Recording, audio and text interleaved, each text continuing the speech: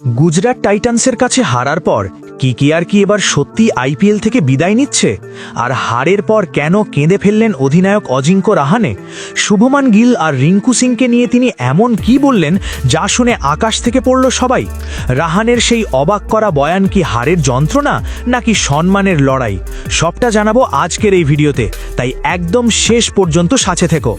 বন্ধুরা, তোমরা যদি শুভমান গিল আর রিঙ্কু সিংকে ভালোবাসো তবে ভিডিওটি এখনই লাইক করো আর কমেন্টে জানাও তোমাদের মতে শুভমান গিল আর রোহিত শর্মার মধ্যে সেরা কে। শুরুতেই একটা কথা বলি, তোমরা যদি কেকেআরের আসল ফ্যান হও আর দলটাকে মন থেকে ভালোবাসো তবে ভিডিওতে লাইক দিয়ে ঝটপট কমেন্টে আমি কেকেআর লিখে দাও। আর কেকেআরের সব খবর সবার আগে পেতে ডেসক্রিপশনে দেওয়া লিঙ্ক থেকে আমাদের হোয়াটসঅ্যাপ আর টেলিগ্রাম গ্রুপে এখনই জয়েন করে নাও। আইপিএল 2023-এ কেকেআরের অবস্থা এখন সত্যিই খুব খারাপ।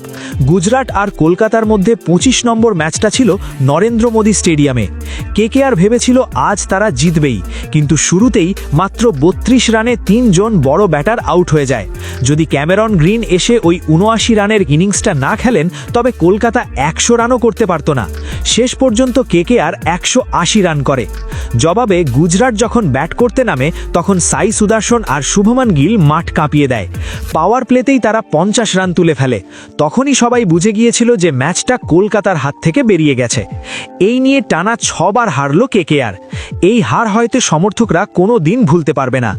ম্যাচ শেষে অধিনায়ক অজিঙ্ক্য রাহানেকে খুব মন খারাপ করতে দেখা যায়।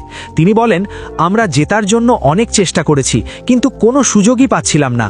আমরা ভেবেছিলাম এই মাঠে 180 রান করলে হয়তো জিতে যাব, কিন্তু আজ বুঝতে পারলাম আমাদের বোলিং অনেক দুর্বল। আমরা উইকেট নিতে পারছি না, আর এটাই আমাদের হারের বড় কারণ।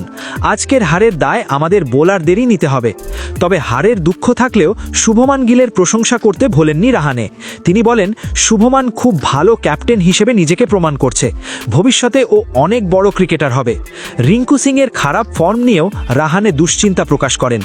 রাহানের এই কথাগুলো শুনে আজ সব ভারতীয়র মন ভিজে গেছে। তোমরা কি রাহানের সাথে একমত নাকি হারের কারণ অন্য কিছু?